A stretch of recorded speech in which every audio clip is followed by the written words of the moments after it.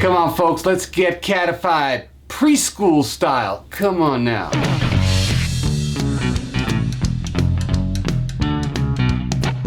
What's up, Mojo Files? It's me, it's Jackson. There's a lot of stories out there that are surfacing that revolve around children and animals and not good things happening. And you can't blame a young child for wanting to grab things, and you can't blame a cat or a dog for defending what's theirs.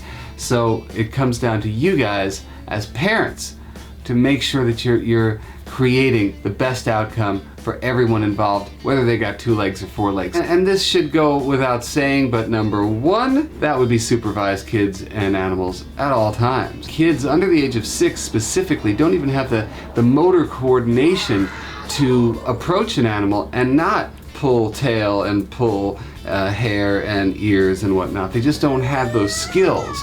So that's important that we supervise them, but also it's never too young to start talking about respecting other forms of life. The easiest thing to say is, don't forget, Sparky has feelings too.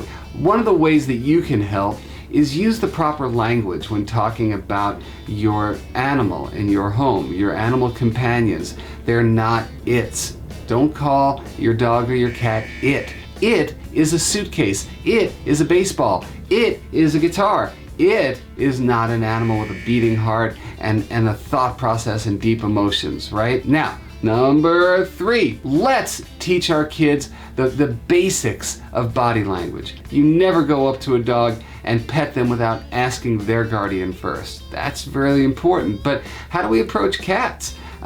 Kids should know the basics. If a cat is wagging their tail, we don't go up to the cat. That's not how a cat says I love you.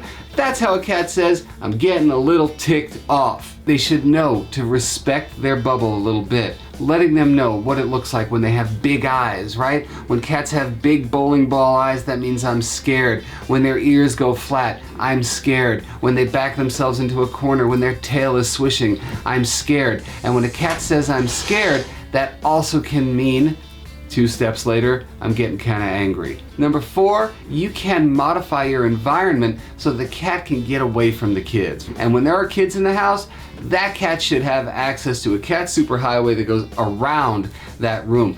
Not only does it get them away from the kids, but more importantly, it gives them that view of what is a pretty alien being, right? And now the cat can get up high, look down, and go, oh, I see how that thing goes. Without Kidzilla coming at the cat, right? From a safe distance, they get to observe, make mental notes. I see how to approach this being. I see how to deal with this being. Just because I'm saying, hey, use common sense, supervise, do all these things, I'm not saying that kids and animals shouldn't live in the same place. Of course not. Every child should grow up with animals in their lives. This basic principle of instilling empathy and compassion in your child, so when they grow up they respect all living beings. That happens with the exposure to animals as a young child. For your homework, parents of kids and wanting to have animals in your home, number 1, supervise at all times. Number 2, teach compassion, teach empathy. Number 3, teach the basics of body language and vocalizations, right? Number 4 would be modify your environment. And hey, if you got any comments, if you got any additions, parents, I'm only a parent of animals, man. I don't have any kids of my own. So if you are a parent and you've got some really great tips, I want to hear from you, man. Go ahead, give me some comments. Subscribe to this page while you're at it. Hey, Facebook, Twitter, Instagram, we are everywhere. We are Team Cat Mojo people. It has been so much fun the past couple of weeks getting all of the feedback I'm getting. I really feel, you feel the cat snowball effect happening? Because I definitely do. Also, in San Diego, if you are around, I will be working with San Diego Humane that day. The Cats Uncaged tour will be hitting that town, and that is going to be a good deal of fun as well. Again, if you subscribe or if you go to my website, you get all this information. Follow the links below.